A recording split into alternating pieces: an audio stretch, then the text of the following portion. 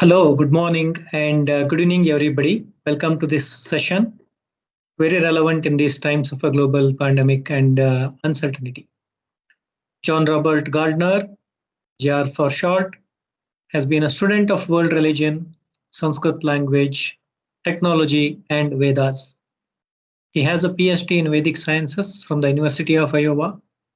His passion about Sanskrit and Vedas led him to the language and ontology related technology career, authoring a book on XML and XSLT.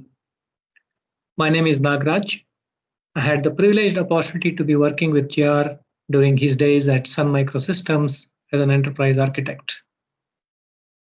He has since then donned the roles of a director of a technology company, an emergency medical technician, a ranger, paramedic, clinical coordinator, and many more. He has trekked across the Alaskan mountains for several months. Welcome to each of you here from across the two opposite time zones in India and the US to hear to this exciting real-life journey of passion and clarity from JR. Welcome, JR, to this session. Thank you for taking time to share your life experience and insights. Privileged to have you and looking forward to the session. Let me cover the housekeeping modalities and hand over to you.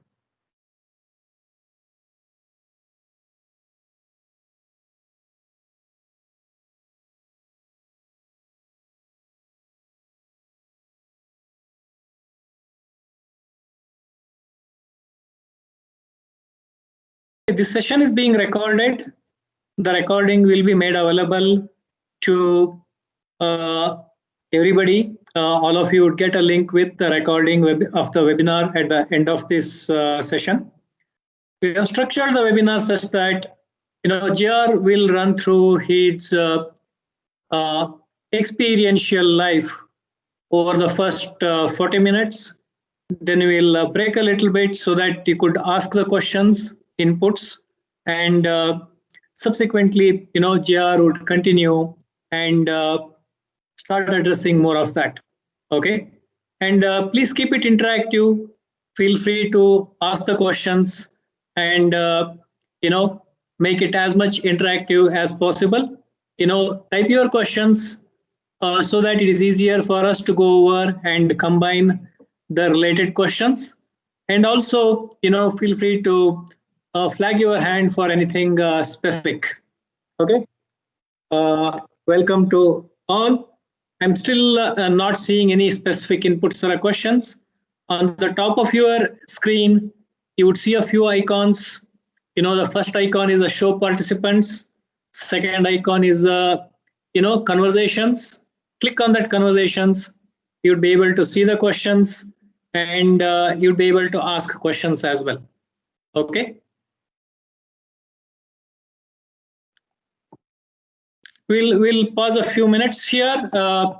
Meanwhile, let me hand over the controls to JR as a presenter. JR, welcome. Thank you so much for taking time to share your experiential life today. And we have made you a presenter. Good morning, everybody. Thank you so much for joining us. And thank you very, very much, Nagaraj, for such a gracious and memory-sparking introduction. Thank you again. Are we ready to begin, Nagaraj? Yeah, I would give a few minutes. Okay. Yeah. I will go on mute then again and just listen for your cue. And hello again, everybody. Hello to people I haven't talked to in a while, people I haven't met, and I'm looking forward to sharing the next half hour or so with you and beyond. Wonderful. So we have some of the questions coming in. Keep them flowing in. Thank you, Bhumika. Thank you, Harsha. So maybe, we have another 3 minutes before we get started so that we accommodate some time deviations. Meanwhile, could you share about your career and life insights? What has been one of the biggest insights you have? Or what is the dilemma that you are struggling with? While we are waiting, let me share another couple of anecdotes about JR. We were having a staff meeting. We were all part of a enterprise architecture team working on what was then the fastest growing internet enabling company, Sun Microsystems in Palo Alto. And there was a question that came up about what designations can we choose. And our manager, Stephen Butler, mentioned, hey, you know what? You could choose any designation that you like to. You are architects, you design your title. Just make sure you don't call it as a director because it has a legal connotation. That's what he mentioned. And while all of us went through saying something, what JR mentioned still stands out in my mind. He said, can I call myself as a deconstruction architect? And I remember our manager said, okay, that sounds interesting. You could certainly do it. What exactly does it mean? JR said, any architecture or any design has to be understood in a very, very foundational components. And for that, we need to deconstruct. And that's why I'm saying, could I call myself as a deconstruction architect? Okay. And I think today he's going to share a little bit about what and how he has deconstructed his life and the learnings that come from his multiple avatars of his growing up times. He's being a technologist. He's being a ranger. He's being a paramedic, and he being a wonderful human being that he has been. And for those of you who are not very familiar with the paramedics in the US, he's in the middle of rescuing the patients, and he's a first point of a contact on an emergency, and he breathes life. And what first few steps he takes in a few minutes ensures, the survival of the persons. And he's on the forefront of rescuing some of the COVID patients as well and getting them the first level of a treatment. With that, so Nagaraj, I think I hand over to you. Nagaraj, I think I can't ask for any more kind words, and I think we should get underway. Okay. All over to you, Jia. All right. Hello again, everybody. Let me get the presentation up.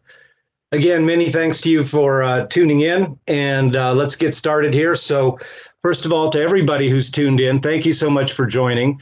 My very special thanks to Nagaraj for putting together the logistics and, for lack of a better word, challenging me with a very interesting project. The project as such is the assignment that he gave to me. So this sort of sets the outline of what I took off trying to do when we began this. And it's sort of been a journey of memories and a lot of interesting reflection. So talking about life stages, decisions made, what kind of thoughts helped me make them, how do I see value, and what was the outcome, and what you wish you'd done a little different in life. So let's move ahead.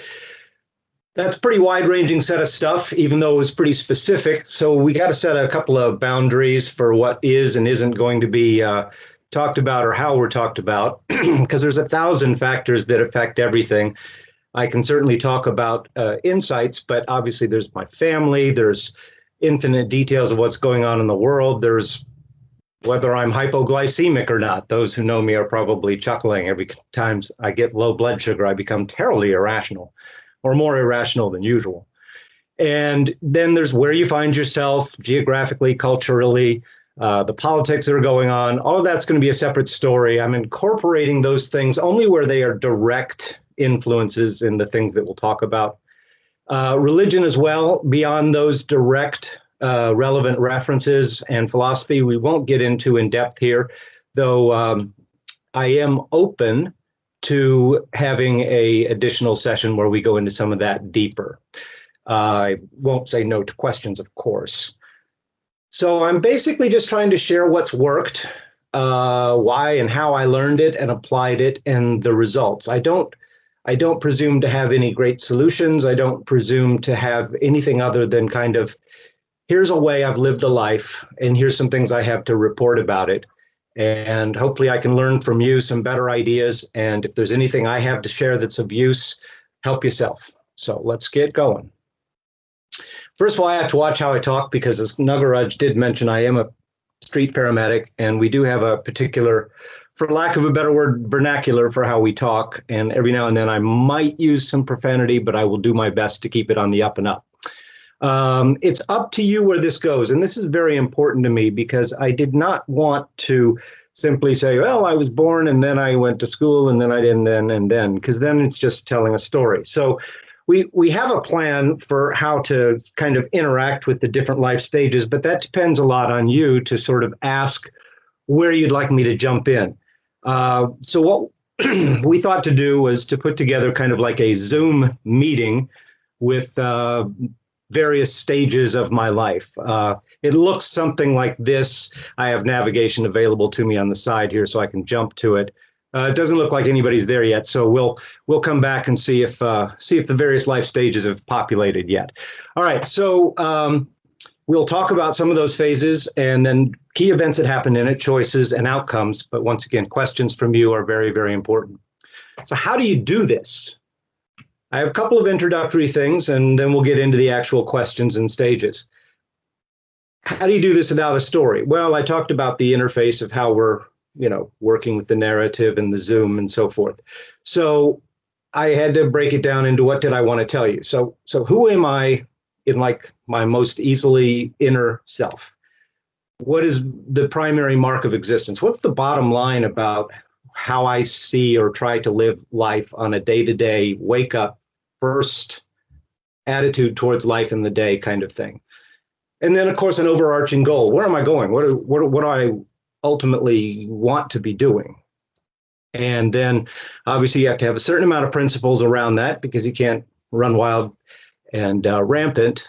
And I have sort of mantras, which are sort of phrases that help me kind of illuminate gray areas in difficult decisions. Those decisions, those choices, those are what move me towards the goal. So let's start with who am I? Who is the innermost expressible me? And there's one of those asterisks. That's something that obviously we would get into deeper in a more spiritually related philosophical context in a different talk. So the easiest thing I could come up with is quest. I think most anything that I find myself engaged in, if I can't be passionate in it, I'll be honest with you, I pretty much don't engage. My passion comes from where I see it connected to, obviously, my basic view of life and my goals. So let's move on to that.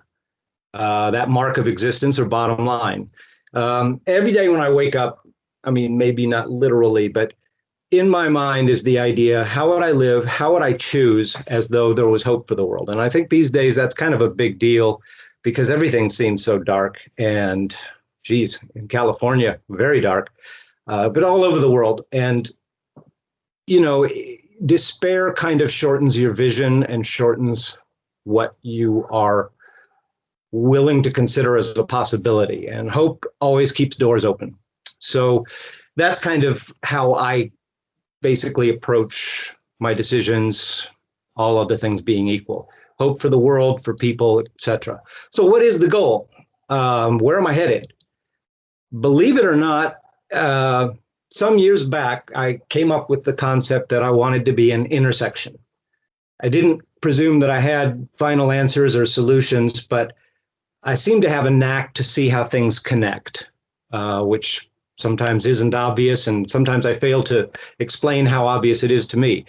But I figured if I was an intersection, I wasn't evaluating things. I was just connecting as many people and as many ideas as I could. So that's kind of the life goal, is to intersect as many possible things so that people and ideas and differences and dynamics can connect.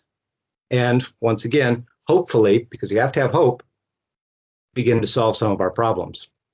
So principles, you got to have some principles if you're going to kind of have those kinds of ways of thinking. So obviously the bottom line is honesty. And I learned a funny thing about honesty. It was a big deal in my house growing up. And I'll talk a little bit about that just because it's important for context. But for now, on honesty, one of the things I realize is when you're honest, you never have to remember what you said because it's always going to be true. It's always going to be the same story. And so for me, honesty, became almost, you could say, a mental convenience. It's just less stuff having to remember and gives more room to learn more things and connect more things. Because the more lies you build, you have these spinning realities, and so knows this version of it, and so knows that version, and this and that can't talk, and I got to do a broker lie between the two of them. So, you know how it gets. It's tedious. It takes too much mind time, and it's not productive. So, it's not a moral decision. It's a strictly practical decision. There are obviously moral things lying behind that, which I will happily talk about in another talk. Obviously, fundamentally, nonviolence in all practicable forms. You can't help if you might step on something under your feet. But there are many different ways to practice nonviolence, and we can go into that at depth as anybody wishes. Otherwise, helping others, it makes a lot of life choices easier versus, for instance, pursuing wealth, because there's always more wealth. So then at what point, did you get it? At what point did you succeed? Because there's always more. I think there's 2 or 3 people in the world for whom maybe there's not more. And I honestly, sometimes I think about that and I'm like, what would you do? What is there to go after? Just buy something else? A country? Well, I guess that's probably already happened in some people's opinions. But I said we weren't going to get into anything like that. All right. So when you have helped another, that's a success. You can see it. You can see it happens. And it's a non-competitive thing. It just is. So it's a way of thinking, and I often try to say, base a decision beyond fear. Fear is a natural instinct to many things, but it's not a very good way to see solutions. It's a way to react to situations. So caution and evaluation of risks, absolutely. Plan for the best, prep for the worst. It's an old phrase, but I think it has a lot of wisdom.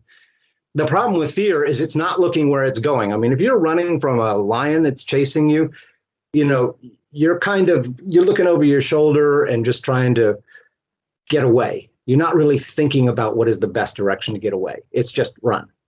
And it's kind of like competition. When there's ways of being competitive in life, and this is one of the things that I try and work with. The cost of competition, I think sometimes is a lack of vision. And here's what I mean by competition. When you're in competition, you're not looking where you're going.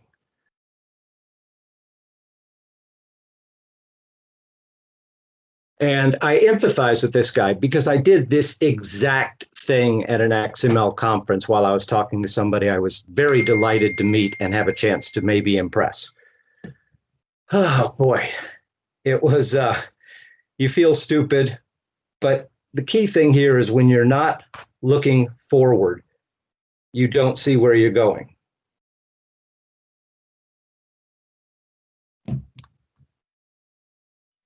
All right, so it's necessary, though, to still be competitive with yourself above all, because you know what your capabilities are, but you don't know them till you're competitive with yourself about them. So that is a way.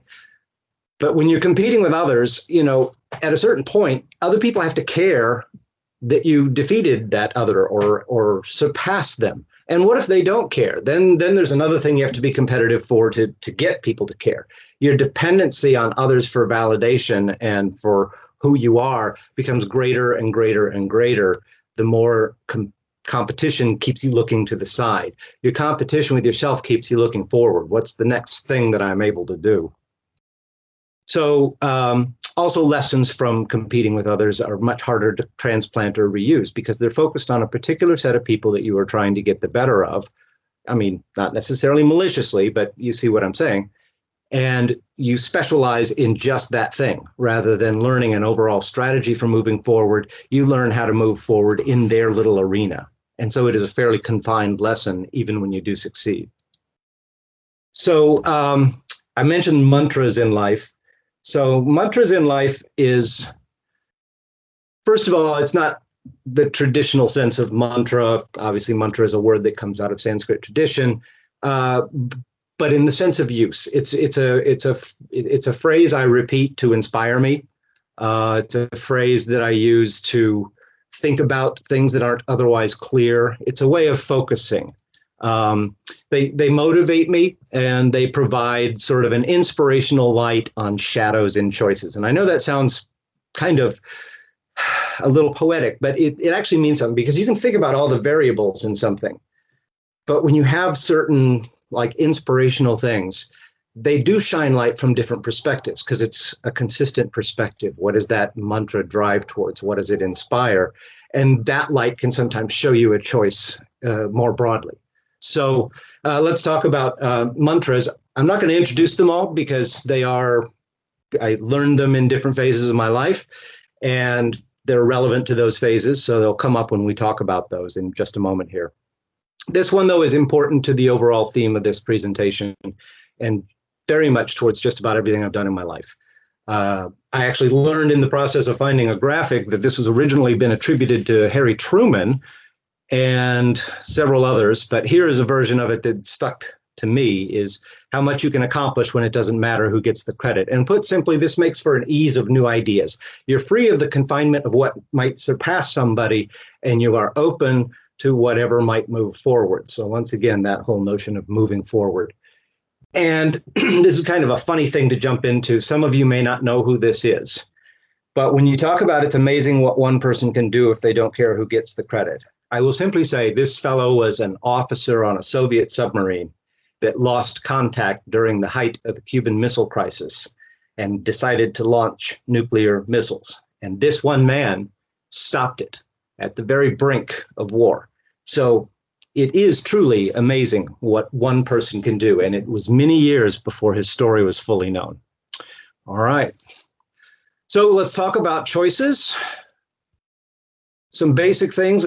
When you see that you have no other choice, you are ultimately where you want to be, at least where you want to be insofar as the choices you have made lead to that point. So if you're not where you want to be, that's a good occasion to look at choices. And when you look at choices, that's where I find it helpful to have, basic principles, nonviolence, honesty, so forth like that, helping others. And then I can kind of debug what went wrong, what was inconsistent, what broke with the basic path in life. And the thing I always try to remember is, if I say I'm nowhere, nowhere is also now here. So it all depends on how you look at that word, but now here and nowhere are equally important to consider at the same time in any situation. Because all else being equal, what do you choose? Well, I choose what's not going backwards if my favorite door isn't available. If my favorite door isn't available, what is going to go forward? Where can I move that isn't a step backwards? And when I go forward, I also have more choices. And this is kind of a good graphic here because yes, there are ways to move from this that don't go forward, and there's other ways that don't go straight, but they do get that direction. So your choices always leading towards the goal. Of course, over time, my goal has become more and more and more like this as there's more things I encounter to intersect. So my life is kind of like this, constantly building intersections. It's exciting, and it keeps me learning. So let's meet some of these people who've been doing these choosings and so forth. See if on. Yep. So we got youth, we got the scholar, we got the political dude, we've got this adventure dude, and we've got the corporate guy, and we got the paramedic EMT. Now, from here, I basically would really like to throw it to you all to say, who do you want to ask what of first? Or who do you want to hear about first or hear from first? Don't worry, I'm not going to do different voices. I would like it, if it's okay, and I'm not seeing any questions popping in immediately, I would like to say just a couple things about youth, because with everything else I've said in the introduction, a couple of things of context I think are definitely warranted. So I'm not seeing anything on the other screen coming in. So Nagaraj, I'll defer to you to stop me if somebody jumps in, but this is just about 2 or 3 minutes of background. Yeah. Please continue. I will do that. So context, and this is kind of what I do with each of the phases. We don't necessarily have to do the whole thing for each one. I've got this presentation linked so we can jump to different points that are of interest, like what were your choices when you were in corporate life? But context, is just basically, where did I appear in the world? This was the front page of the paper the day I was born, Friday the 13th, 1963, around 1300 in the afternoon. Front page, about the most interesting stuff was Wallace was getting into a race, airborne radar, and instrument exploration of the moon was expected. And somewhere buried on a back page was this obscure little notification. So that context included growing up in Huntsville, Alabama, where all of the missile testing and construction occurred for the NASA race. Just about everybody's dad was a rocket scientist, but it was a very rural part of Alabama. So, right outside the city, it was kind of the Wild West. Inside the city, there were more PhDs in the 1960s per capita than at Harvard and in Cambridge. So it was a pretty wild, interesting place. It was also the U.S. Army Missile Command, so it was number 3 on the Soviet hit list. So we had all of those kinds of air raid drills growing up, duck and cover and all that fun stuff. And technology was obviously a huge dominating force in the family, something to which I rebelled against, as any son rebels against the parent. But there were other forces that were going on as well. So let's talk about that. The USA Bicentennial happened in 1976, which prompted me to think I wanted to live till I was 113, at least, which I still do, so that somebody will be around to talk about what it was like then. Hopefully, I'll be able to talk and make complete sentences. A tornado. This was a kind of a very formative event, so I'll take a quick moment on this. This is just a few blocks from my home when I was 11, and I remember we were all in the closet, and because that's where you go, the inner sanctum of a house. And I was very frustrated because I felt like I should be out there in the storm. It took part of our roof off, but nothing too dramatic. But this is what happened just a couple of blocks away. And I remembered the next day when they were cleaning up, I felt like I was on the wrong side of the caution barriers, that I was supposed to be over there helping. And this just was in me from a very, very young age. And it wasn't like I felt fearless or reckless or something. I just was like, I'm supposed to be helping. So very interesting thing that happened. And desegregation, I don't know why it says notepad there. Desegregation is something that was a big thing in Alabama in the 1960s. And while my father did the science side of things, my mother worked on desegregation. She worked with a multiracial singing group, a youth singing group that used to travel around the South. Oh, did they have stories of lights being turned off in restaurants when they walked in because it was whites with people who weren't white, and just all of these crazy things. And she also worked as a poll watcher.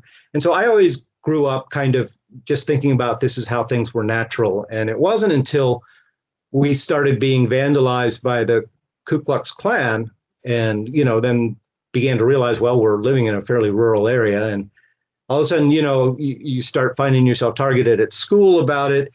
It on the one hand, it was the context of the times that was so terrible that anybody who got caught up in working against racism was just a target. It also kind of built in me a sense that if I wasn't, again, questing for something big and more meaningful, that, life was going to be difficult anyway. So if it's going to be difficult being picked on at school and having your house vandalized and stuff, at least it's for something. So once again, this very much early in my life kind of had an impact on how I thought about what would drive me and what was important. So influences, it's important to at least give a little bit of my religious context. It was conservative Protestant Christian family, but it was non-denominational, which was significant. We did not go to regular church, but we had regular services at home. Our emphasis was always on the notions from the Bible of that everyone be one, even as we, meaning the divine, is one. In other words, unity. Loving enemies, praying for those who persecute you. Judging not, lest you be so judged. And that very unique thing that also is in the New Testament, talking about if somebody's got something against you, fix that before you go to God and ask for something. So these were the key religious influences that I took from my religious upbringing. Obviously, the NASA background was an influence variously about technology. The bicentennial, as I mentioned, the tornado. One time I was trying to get into a news story, and I'll never forget what somebody said to me. Might have even been my mom, I'm not sure. I was like, I'm trying to get into the camera shot. I'm trying to get into the camera shot. And my mom was like, I'd rather see you on the news when you've done something that's about you than when you're trying to crowd into somebody else. And I was like, whoa. I think I was like 8 or 9 at the time. Anyway, Jonathan Livingston Seagull was also a book that had a big influence on me. So let's go ahead and move forward and see if anybody would like to see where we'd like to go next. Anybody have any preferences? Because I certainly don't want to just jump straight into a historical order or narrative. Adventure. All right, you got it. So is there anything in particular about adventure or just in general?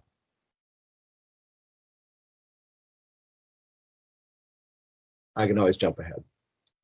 All right. So obviously the context is that thing inside me that had a sense of a quest. I grew up on the outskirts of Huntsville, Alabama, in some small foothills, a place called Monte Sano, and spent all my afternoons after homework was done hiking, crawling around in the woods, basically being outdoors.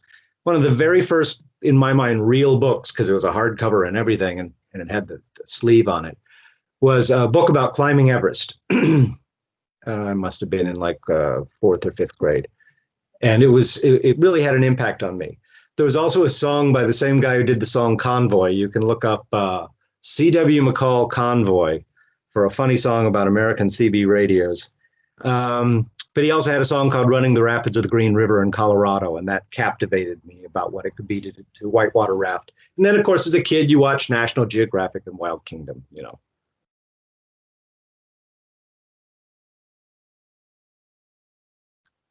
So obviously, this is a mantra that had a big impact on me in multiple phases. But to live is the rarest thing in the world. Most people exist. That is all. I also did not know that was Oscar Wilde until I looked for a graphic. So it's been a fun little learning thing for me to know where all these phrases came from. There was a poster my mom had up in the house back when I was a kid, and it just really captured my mind. And it was probably the first life phrase that really stuck in my head. And then very soon after in college, the notion of carpe diem, seize the moment, or as I joked one time in class, go for it. But I think that's really what it's all about. And, you know, the moment is what you have, the 6 inches in front of your face. What you do with those is everything, and it's always yours. So kayaking, that's one of the adventure things. Let's see. Let me know if I don't get to that motivate question. And thank you. Just a sort of funny picture, we were kayaking in a snowstorm one time. We kayaked around Cape Ann, and the guy I was with was actually an adventurer and had done a lot of stuff in famous shark movies. And his mother called the Coast Guard to rescue us because she thought we were so stupid to be out there. So, but also when you adventure, you find very profound things. And this next slide's very different. But I was struck by this. I've given this slide lots of names. I've called it Alpha and Omega, the beginning and the end. The Zen notion of the sound of one hand clapping. This nest made out of a deceased seagull. It's just one of the most striking things I've ever seen. Winter 48. So there's 48 mountains that are 4,000 feet or higher here, and people try to climb them all. And I did it in the winter. I was one of the first 2 people to ever do a complete solo winter 48. And it was cold a lot, but it was fantastic. It was beautiful because it was solo. I had a lot of time to kind of learn essentially how to operate my body because you have a lot of fundamental rules, which I'll talk about in a second, in venturing, where you just don't want to make your friends have to rescue you. We always joke when we climb in the winter, we climb higher and we walk farther because here you can see where the sign is for this summit, and you can see the snow's that high. So I not only summited, but I summited plus another 6 or 8 feet of snow. Fire breathing is an interesting thing because that's related to the work I do as a ranger at Burning Man, or have done.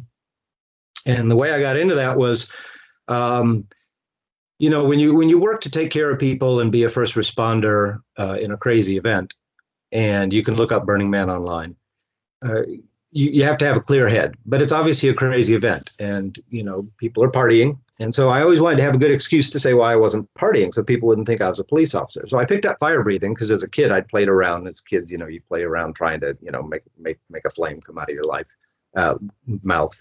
At least I did, and yeah, so I got into fire breathing as a way to say, well, I'm sorry I can't drink because I have to fire breathe. Don't get me wrong, I'm not saying I'm against drinking. But yeah, it's a very kind of exciting thing to do. And I was also part of what was called the Ocean of Fire, which was the world record simultaneous fire breathing. I am somewhere way down in the back on the left. Burning Man is a event that happens out in the desert. Life-threatening adventures. Yes, very much life-threatening adventures.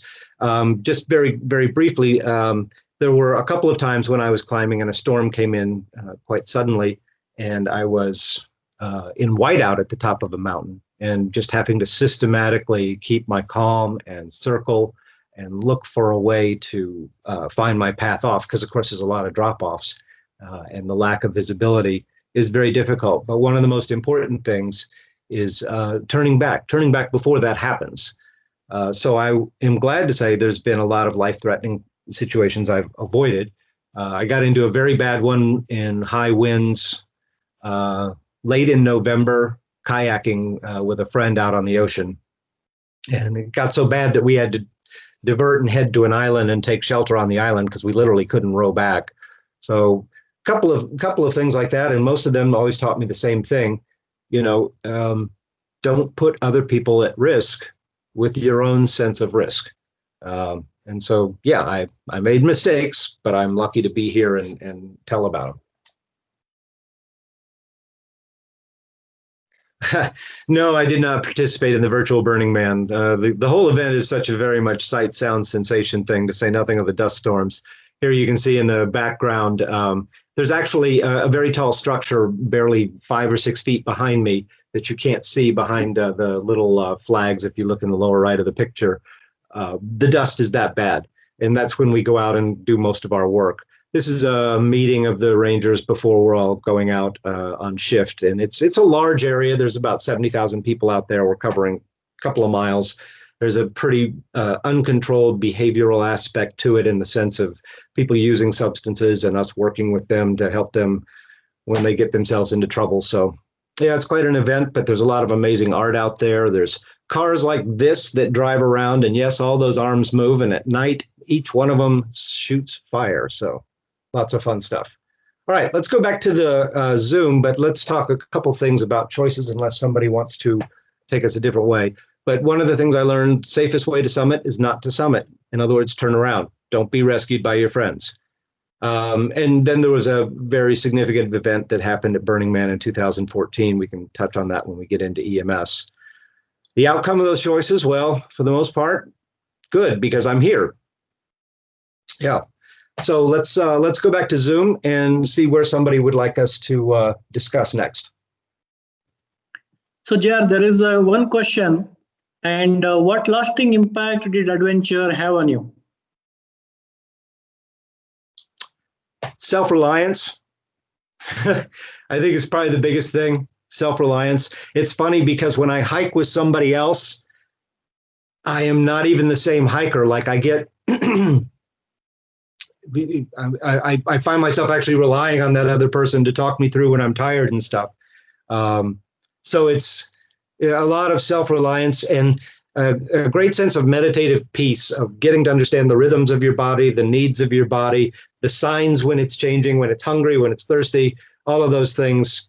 It just kind of keeps you centered and focused. And it also drives you to stay in shape, because you can't play unless you can get out to where the game is. That's wonderful. That's wonderful. Thanks. Which phase did I learn the most? Yeah, that would definitely have to be scholar. It was a after college transition. Quick background: when I got out of high school, I didn't know where I wanted to go to college or what I wanted to do. So I actually kind of traveled and earned my way in Europe for a year, and learned a lot of things that led to what I did in college. And in college, I studied religion because when I traveled overseas, I noticed how much religion was shaping how people interacted, almost more than national boundaries. And so I studied that in college, and I also studied television production because I thought I would go into news reporting and build understanding that way. once again, the intersection idea. Report on religion with knowledge and people with understanding of them, and hopefully build some understanding between them. And I did work a little bit in media, but never in news other than as a press photographer. So after I finished college, I didn't know what I was going to do next, and I began working as an academic assistant, working with technology. And after college, I basically was asked to apply for a fellowship. And so I applied to several graduate schools and chose one. I had already, like I said, sampled corporate life. I had just gotten engaged, so that kind of made it necessary for me to fish or cut bait.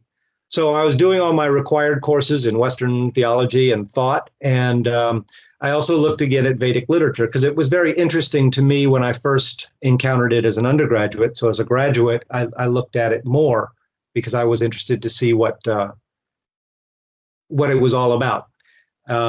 And, like most people, I began with Shankara's commentaries that talk about, non-duality and so forth. And the two texts that really influenced me were the Brihadaranyaka Upanishad and the Aitareya Aranyaka. And in another talk, we can go into those in a lot of details. But key things that came out of them was in the Aitareya Aranyaka, just the notion of how life is a cycle, the way it was expressed way before even the Buddhist meditation tradition, at least according to traditional dates. And how it actually talked about anthropology and how humans are different from animals. And it was fascinating to read this science. I see some questions coming in.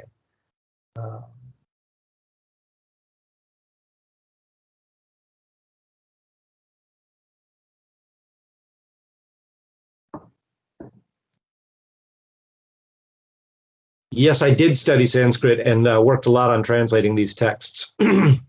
Panini's Yoga Sutras, writings of Sri Aurobindo, all of these were very influential for me in multiple ways, which I'm happy to express. A book which other people have told the same story,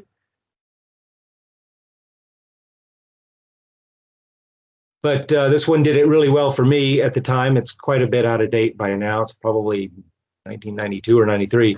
But this kind of combines a multitude of things like, basic science, basic physics, philosophy, and psychology, and kind of works at how the mind is functioning in today's world with where technology is at.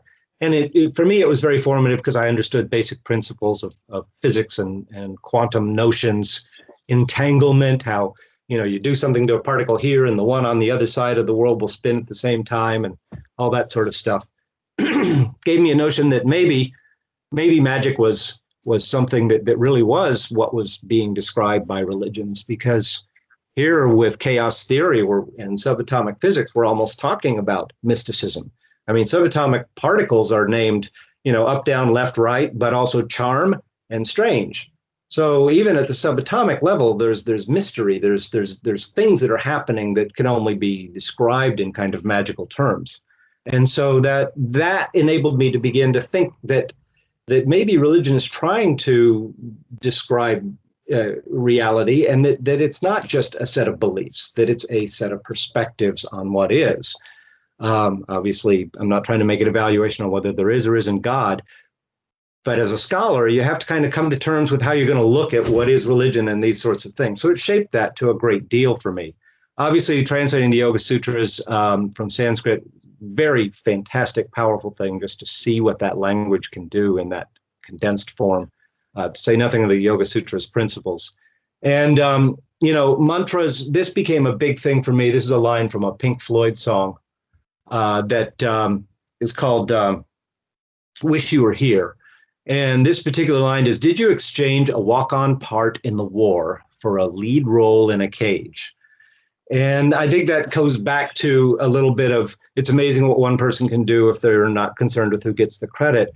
There's a lot of times in life where you get the opportunity to be top dog or to have this or to be in control of that. But in a sense, the what you give up or what you essentially have to follow in order to have that is a cage. Obviously, I'm not saying everybody needs to be a social rebel and that we can't follow basic life parameters. Clearly, I talked about some of those in my principles. But the idea of like, yes, you may have power, but you have power under somebody else's definitions. And maybe sometimes anonymity and just walking in and making a difference, regardless of whether you're the top dog, there's fulfillment in that. It means that at every moment, wherever you are in life, you actually can make a difference as long as you have that notion of forwardness, thinking beyond fear, and a set of motivations, beyond just simple competition and achievement. So yes, of course, that mantra was a factor. So as a scholar,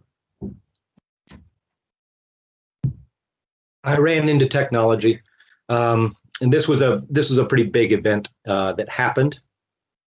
I essentially had a dissertation project I couldn't do, and I had a couple of glasses of wine, maybe more than a couple, and I was playing around on softwares in 1995, and I discovered hypertext, which is a way to link things, which is what the whole internet is, which is how we can bounce around to different slides in this presentation. And so I thought, well, what if I linked all the words? And so I started doing it, and one thing led to another, and then I found some old electronic texts that had been done back in 1972 as an experiment of old Vedas, and I put those out online at the same time that Harvard Oriental Series had published its 50th anniversary with a digital edition, but I gave mine away free. I put all this up on this website, vedavid.org. And then I interlinked the Rig Veda and the Shatapatha Brahmana, which are two different texts. Rig Veda, the oldest mantras, Shatapatha Brahmana, the ritual application of those mantras in the sacrifices, sort of like a commentary. And I cross-linked them, and then I ran patterns through it of where all of the terms for the self developed over time. So it was for me, it was a matter of practicality. I needed to solve this problem, and this was there, and so I just was like, okay, this is a door that's not closed. I'll see where it goes. And I found a way to use technology in academic studies. Let's see.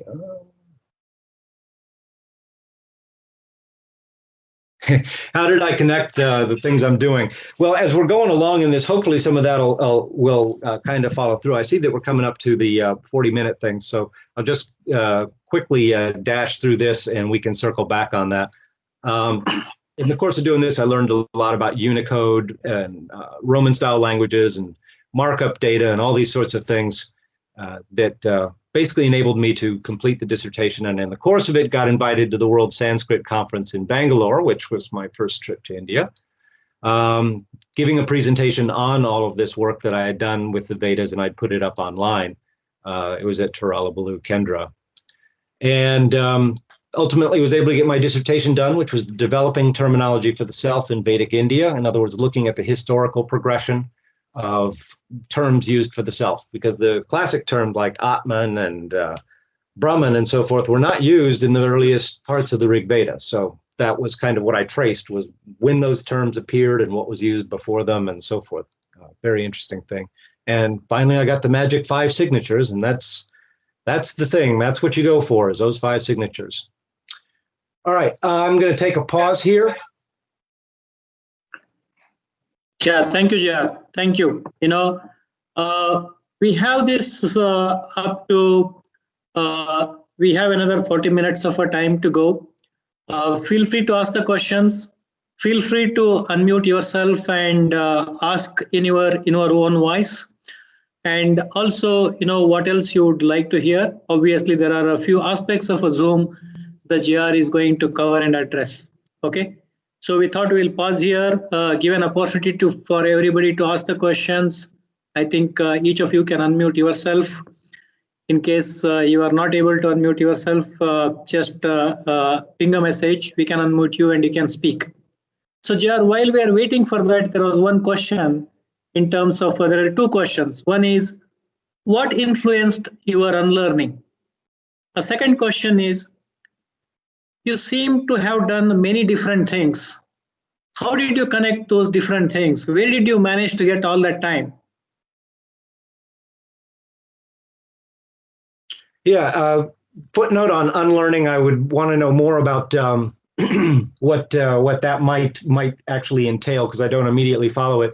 And a quick summary on connecting things. Things that aggregated and evolved over time.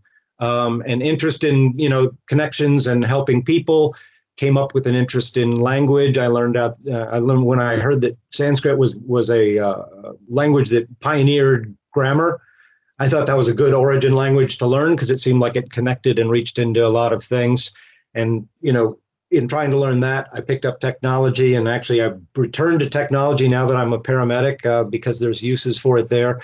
And it's, for me, everything is, if you think of yourself as an intersection, it's not hard to see how everything connects. Understanding religion is necessary if I want to understand how to connect people, and understanding religion means I have to find a set of terms for how to speak about it that maybe don't have evaluations. You have to believe in God or otherwise you're not religious.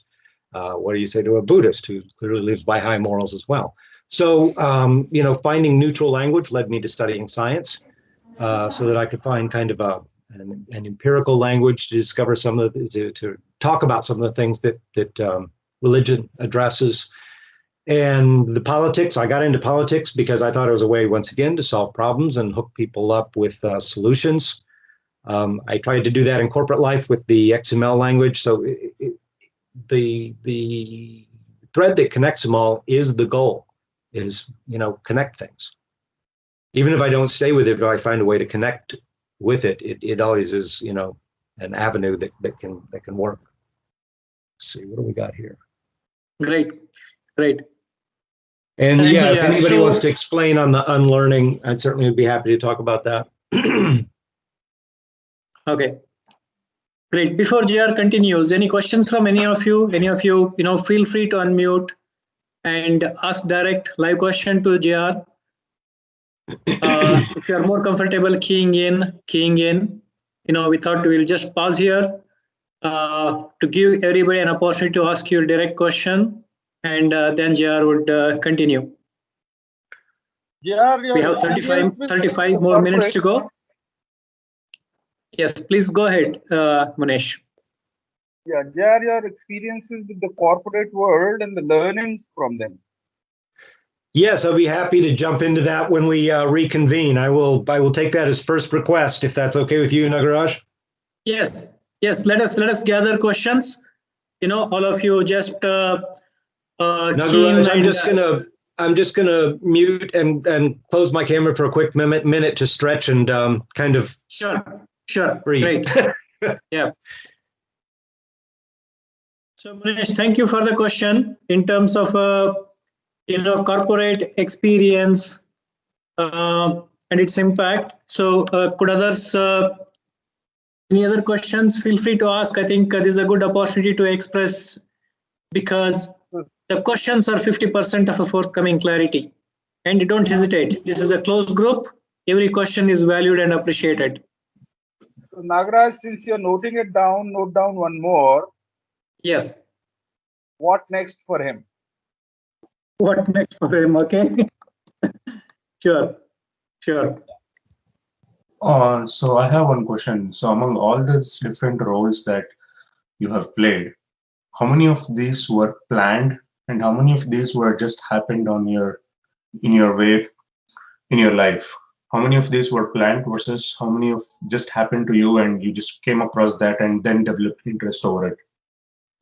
Great question. Could you identify yourself? Who is asking the question? This is Anil. Okay. Great question, Anil. Thank you. I have the similar question, the one which asked by Anil. Like in one of the presentations, he suggested to take always the path in the forward direction. Like there is a door A which I wanted to go, but that is closed. And then I have to choose the other doors for what do we do in that? Yeah. Like how do we overcome the anxiety? Like usually we don't know what is the future. Your name and ask. That would be great.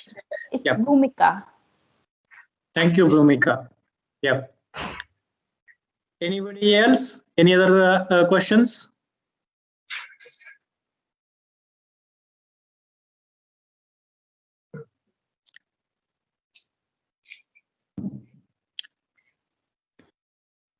Hey, Nagraj, one question. Has JR written a book or planning to write an autobiography?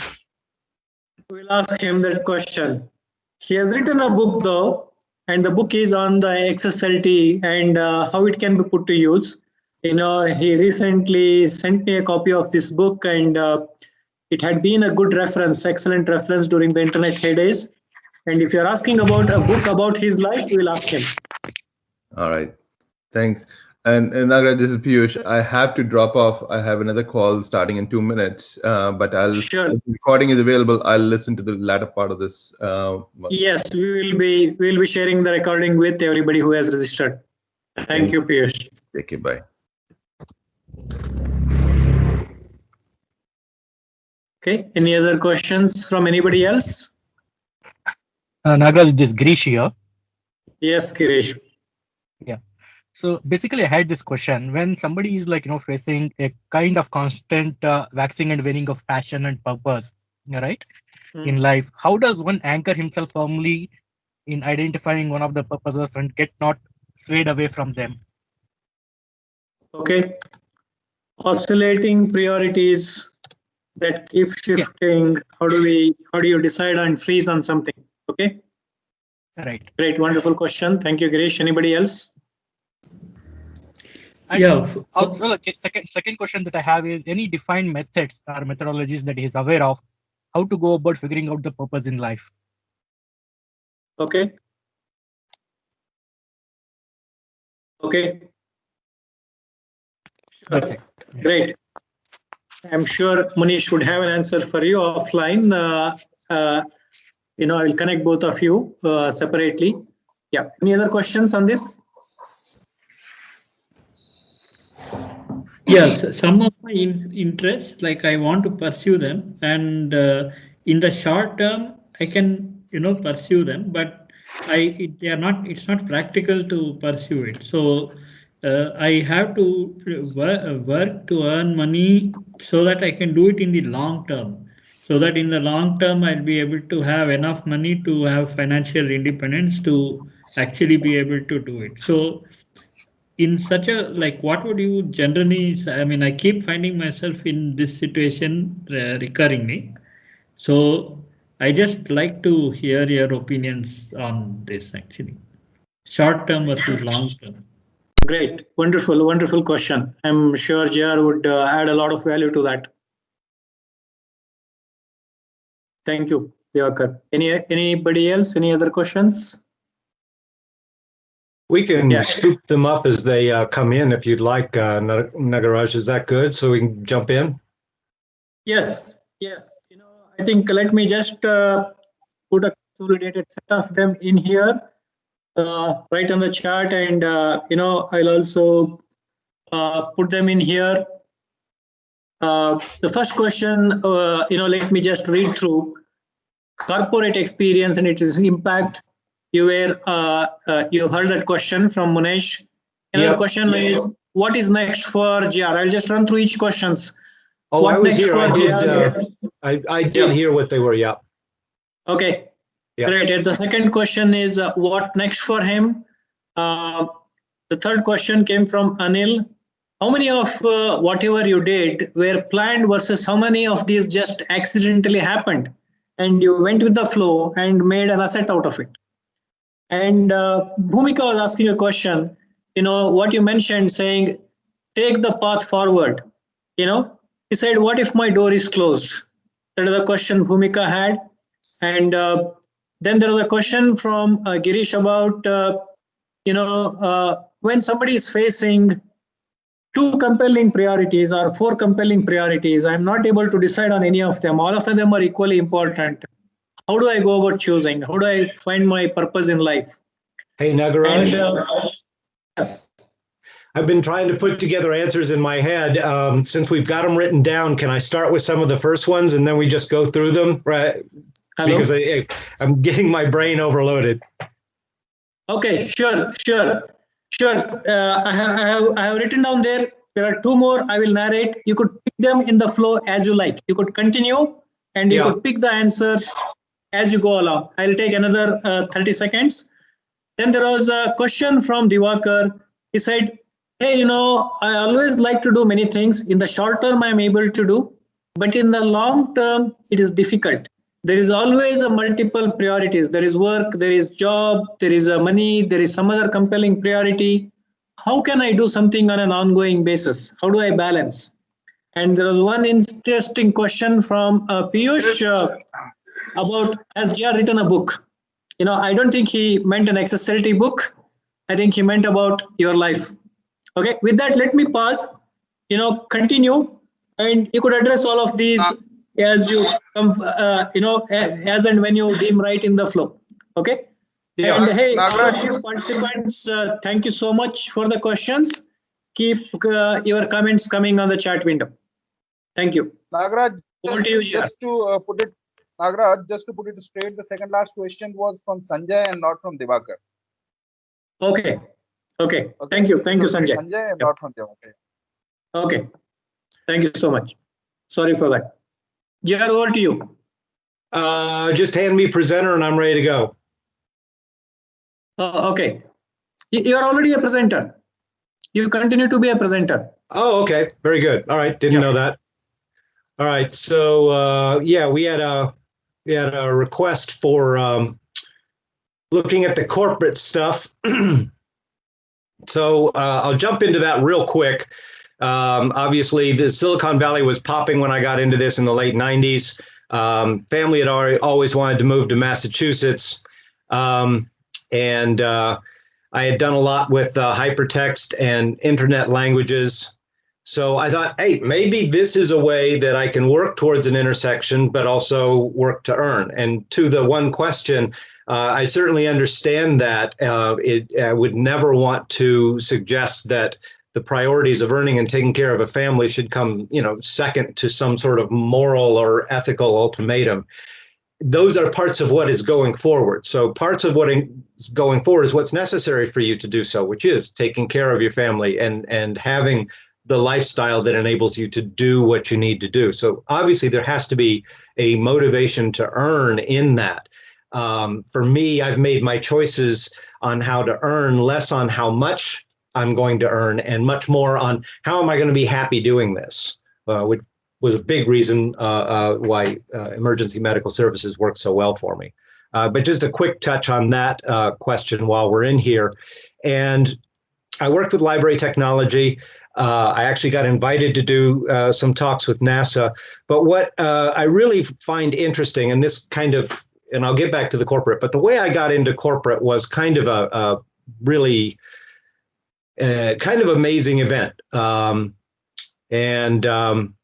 I'm just trying to jump to where that is because somebody had asked a question that said, what do you do when you suddenly find yourself someplace, and what do you make of it? So just jumping down here. Oops, nope, that's the political me, and that's another one. Well, all right. So finding yourself someplace. One birthday, I was on the Pentacrest, and well, no, we won't digress with that. Let me just find this one question. I apologize, Nagaraj. I just couldn't quite find what I was looking for here. No, not an issue, JR. Not an issue. Yeah, go with the free flow. No, not an issue. All right. So that's the one I want. I'm just going to jump to that slide, if you'll pardon me a minute. So one of the biggest choices in my life, and Nagaraj, I don't know if you know this story, was a not choice. I was doing academic technology at Emory University back in 1990, I believe. My first job after I got my 1998, after I got my PhD. And I was supposed to fly to Melbourne, Australia to learn some software. And I came in the domestic terminal of LAX, and I had to get to the international terminal. And for some strange reason, I wasn't satisfied with the buses, here you see them, that take you to the terminal, because the traffic was so bad. So I grabbed my bags and I was literally walking down the middle of this freeway because I thought I would get there faster by doing this, because it was so backed up. Because of course this is during internet travel, and of course everything was backed up in California everywhere. And so I was about here in the hallway for the International Gate. I don't know if this is the exact hallway, but this is at the International Gate at LAX. And I looked down at the end of the hall, that door there that you see on the left, and I watched them close the door to the flight for Melbourne, right that close to me, and they wouldn't let me on it. So I got the next flight to Sydney, and then the next flight to Sydney. And again, I was working on an academic technology project for a digital library at Emory University. There was somebody sitting in my seat row with me from Sun Microsystems. And some 16 hours later, I was applying to Sun Microsystems. So kind of a funny sort of thing. I don't know if I would have wound up working with Sun or not if I'd have missed that flight, but I often think about how many things in my life changed just with the view of that door closing. So maybe that's a case of where when doors close, other ones open. I'm not sure. But we can talk a little bit more about corporate life here as well. Some of the things that I did in corporate life, this one was an interesting project. I was trying to connect things, and I wanted to find a way to make information accessible. So I did a lot of the background work to make different databases searchable, and I worked on search at Sun, and I got invited by NASA to do a thing called Virtual Iron Bird. This was after the second space shuttle disaster. And they were trying to find a way to virtually build their craft so that they could troubleshoot across all the different competing corporations that had different proprietary laws and so forth like that. So I had this idea of distributed search where I would take a lot of things and kind of dump them into a search engine and run queries against them and fine tune them and so forth. I'll skip past those next two slides because it was an interesting thing that came out of this. So I had these two databases. I had the genetic ontology, and I had the web ontology for all of the various cancers, the oncology of cancers, and a drug lookup. And I dumped them all into a search to cross-reference with each other. And I did this back in 2004, 2005, and NASA had showed some interest. For me as a kid, it was kind of funny just to wind up back at NASA after trying to study an ancient language so I wouldn't wind up in technology like my dad did at NASA. And what did I wind up doing? In technology at NASA. So life is full of ironies that way. Sometimes you get brought full circle. So I found out these previous slides here that I jumped past. So functional genomics, this was announced on June 5th, 2018. And functional genomics is basically a project of taking multiple data and interacting the modeling between them. So it's sort of funny, the ideas you come up with. When I first came up with this, the people in the drug companies, Merck and Glaxo, were like, we can't see how we would use this. And then here it is, 13 years later, and it's being used. So that was a fun thing that happened in corporate life. And yes, this is the XSLT book that Nagaraj mentioned. I was working still with some of my Sanskrit learning and the way Sanskrit forms words and reshapes ideas. And some people saw what I was doing, and I just heard about XSLT, which transforms information. And I thought, oh, these are similar. And one thing led to another, and I got invited to write this book, which was ultimately translated into Chinese. And I basically wrote the book once again from an idea of creating intersections. I didn't necessarily want to write it for programmers. I wanted to write it so anybody could use this stuff. Scholars could use it. Small businesses, anybody who's organizations that are trying to help people, who's trying to get their data in a more usable way. So I made it very accessible, and I guess that's why it was chosen for translation. So choices, the not choice that I told you about, that was huge. In the middle of this, I took an opportunity in Sun to take a goal that was, you were supposed to have a goal that wasn't corporate. And so I said I wanted to get my EMT, so I worked at that part-time. Then I came back full-time and did Moody's Investors Service and Disney World website, and ultimately left all of this to become a paramedic. And that was the big change.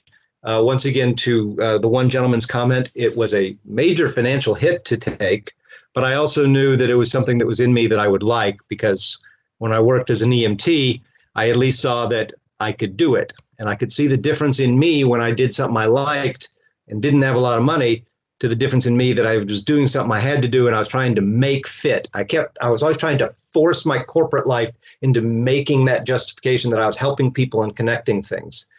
And I'm not saying I didn't, but most of what drives corporate life is the bottom line. And now here I am 15 years later, and I'm using that same bottom line, XML, to solve problems in my office side of my work in EMS, because I work on the streets and in the office. But when I was first in EMT, I looked like this. So I had to work really hard to become a good EMT because I was the guy with the long hair. This is me and my original partner. And we did all these kinds of exercises and so forth. So it was very interesting, but we can come back to that later. All right, where am I at on questions? I've touched on at least 3, possibly 4, Nagaraj. What's up?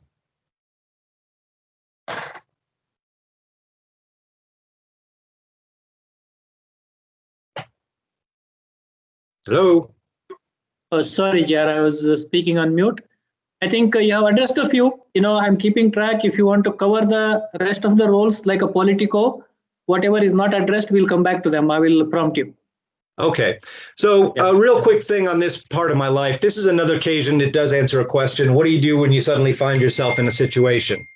And as a graduate student, there was, there was a long period of time where there was no major military conflicts.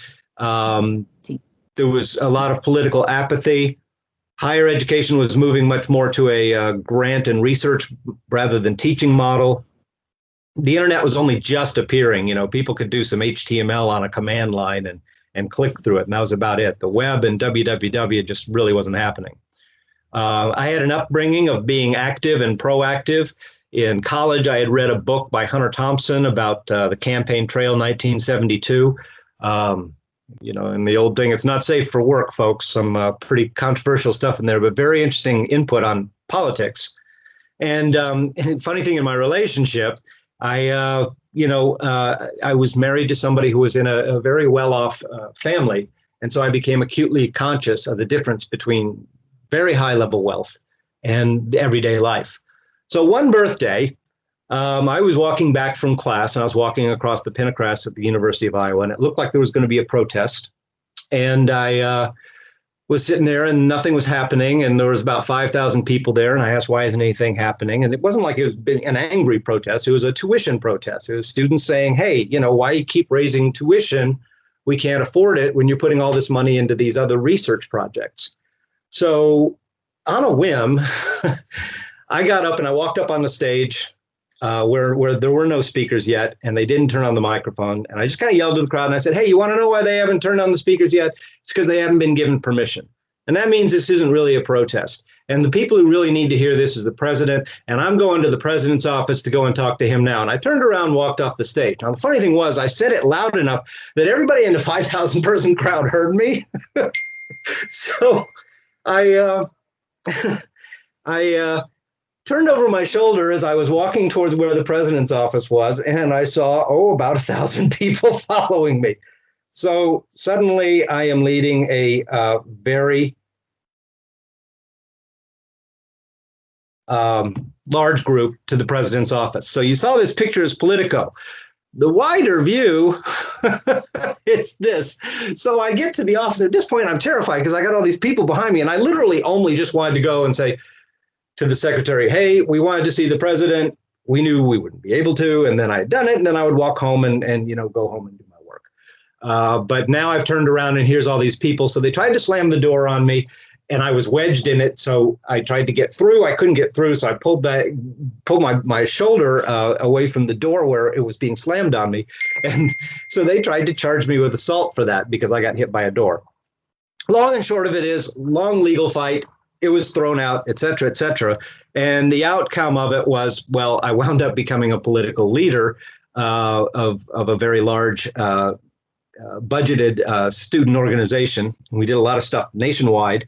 And also I wound up full circle getting one of the very first with all the other regional schools. We teamed up and we got one of the first reductions to tuition hikes ever. So interesting full circle after all of that craziness. And I wrote a whole report on it. We did a lot of other things for victims of assault, for women's shelter. We did a lot of things for people of non-English speaking languages, and it became quite an interesting outcome. One of the big choices I made, though, is right before the tuition thing, I could have pressed harder in front of the media that was there and attacked harder, and I chose not to. And I'll never know if maybe we would have gotten a lower tuition rate or not on that, but I pumped the brakes, and I will always have to wonder, I guess. Also, I was invited to testify in front of the state legislature about, misspending at the university. It was at the same time I was supposed to teach a class, and my mind was, I got into politics to solve problems for teaching. That was the important thing. Teaching was a way to connect people. And so I made the choice that my commitment was to my original path, which was teaching and connecting people. And so I did not go and testify. So again, I'll always wonder what would the impact be.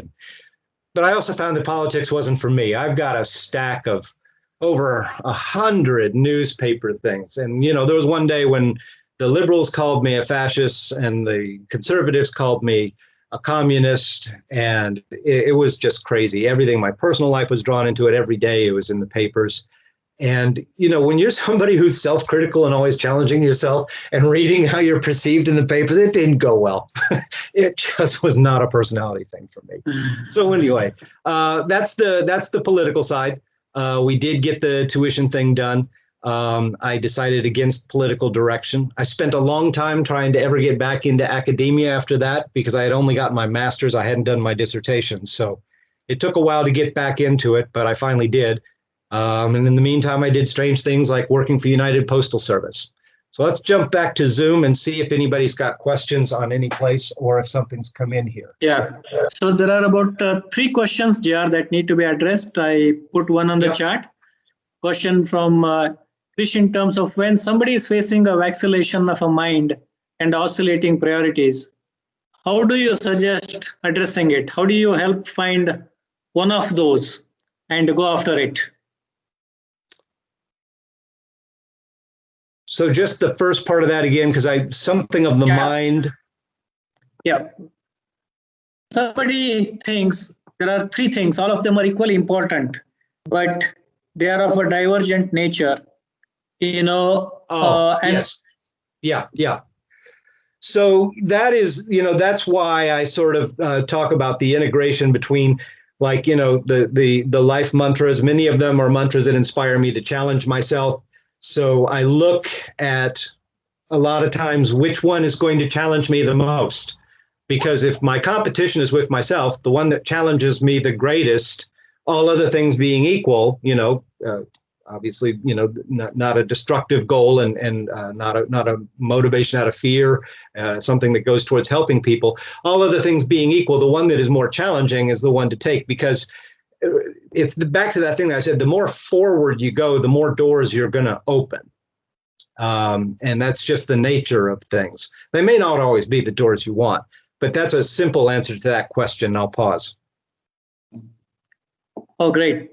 Thank you, JR. So another question, the question was, I'm able to get started with something on a short-term basis, but I am not able to keep it going because there are constraints. There is a financial constraint, there is a time constraint, there is a priorities constraint. What should I do? How do you suggest that, I can pursue my long-term path? So, yeah, I tried to touch on that just a little bit before. I'm wondering, is my camera not operating, Nagaraj? Oh, you are visible. Oh, okay. Never mind. You are visible. Not that it's that important. Sorry, I just got distracted. Squirrel. So that is always the challenge, and you remember the slide that I put in a little while back about choices. The intersection and the construction of the intersection becomes more and more and more complex, and this is just the evolving complexity, that we have to deal with, and it's part of why, once again, I try to use the mantras to sort of, what shines light beyond this immediate set of contradictory options and choices. And, how do I meet the basic needs? What things can I give up and what things are important.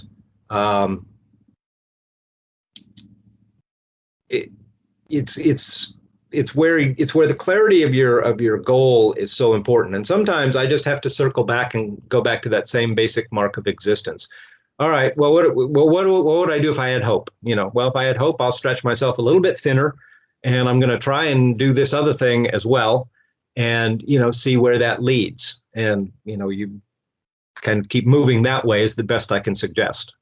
I'm possibly not understanding some of the question, but I hope I got it. Great. So any other questions to JR? I think we have last 10 minutes of the session left. Please go ahead and feel free to ask. JR, I have one question for you. Yeah. I know that when you made the transition from a technology, you were heading a well-established technology company as a director. You had a lot of growth ahead of you in the technology industry, which was fast growing, pays a lot. And you wanted to pursue your passion of being a paramedic. And I think you had to put an upfront deposit of 70 to 80% pay cut. Yes.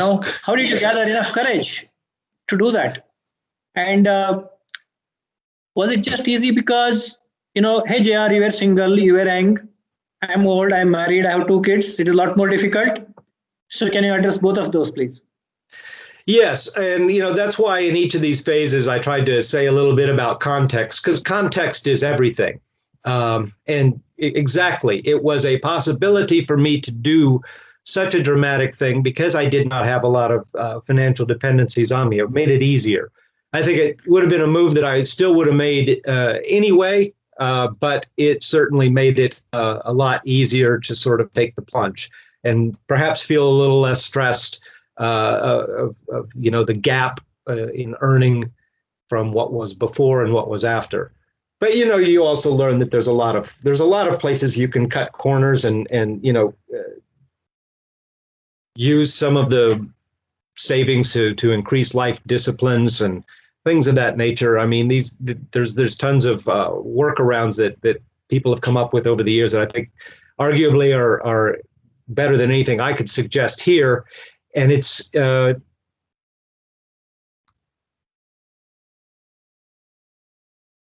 just have to see which path goes there, even if you only fit a little bit of it in. And that was what happened for me starting as an EMT. I just tested it. I just tried to see how it was.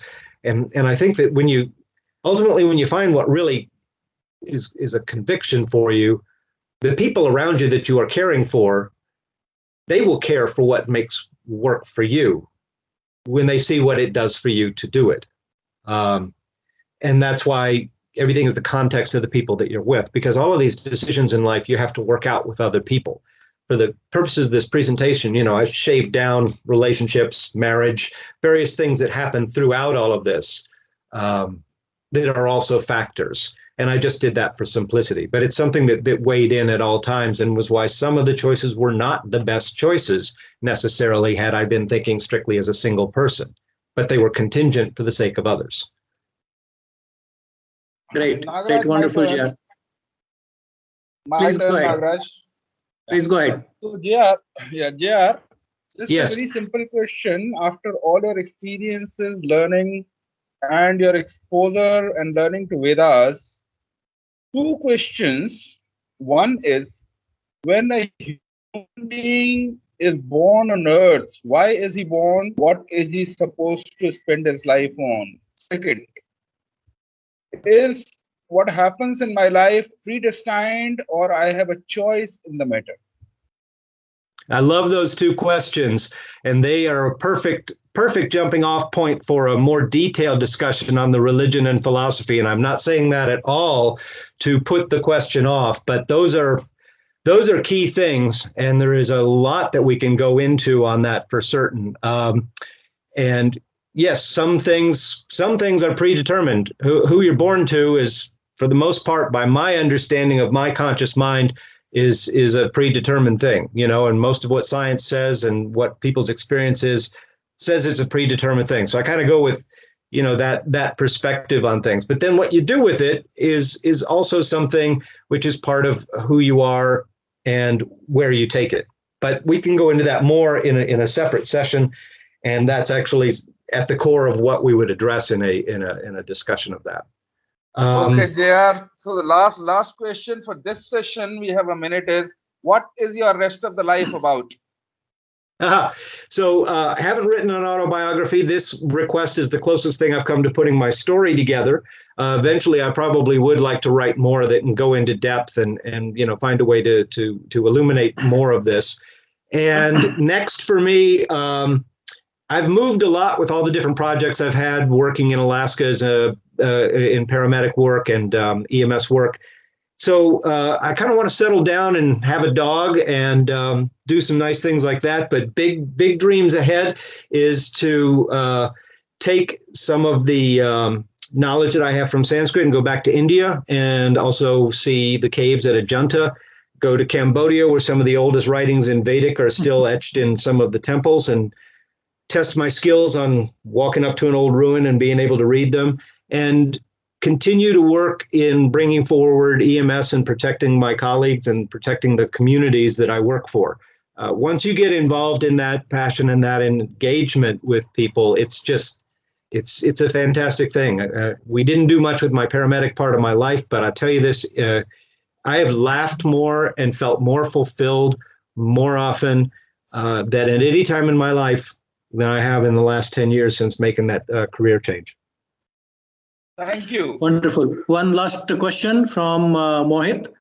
As a teacher, what kind of students, audience you like to teach? Anybody who will show up.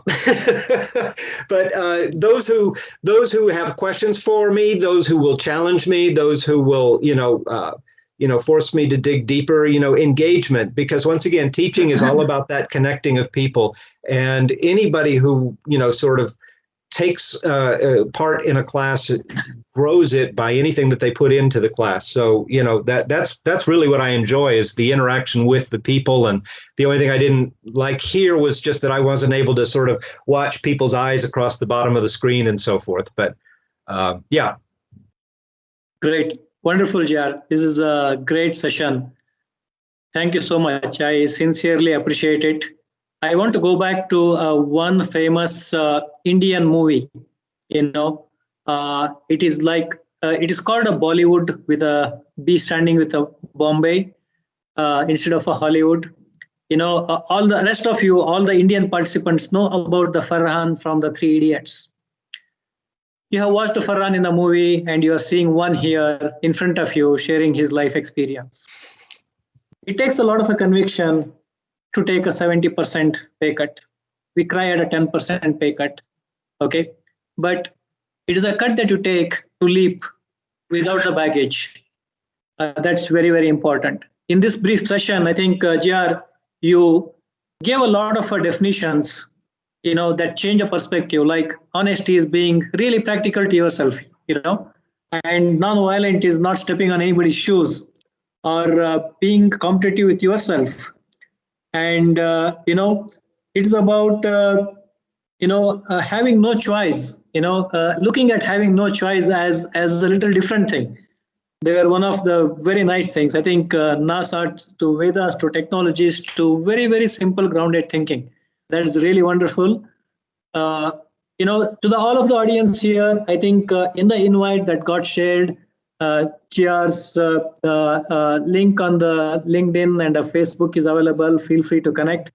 I'm sure many of you here might want to have another detailed deep dive session, like Munesh, who runs the Being a Boundaryless program, and one of his passion is about helping people find the purpose in life.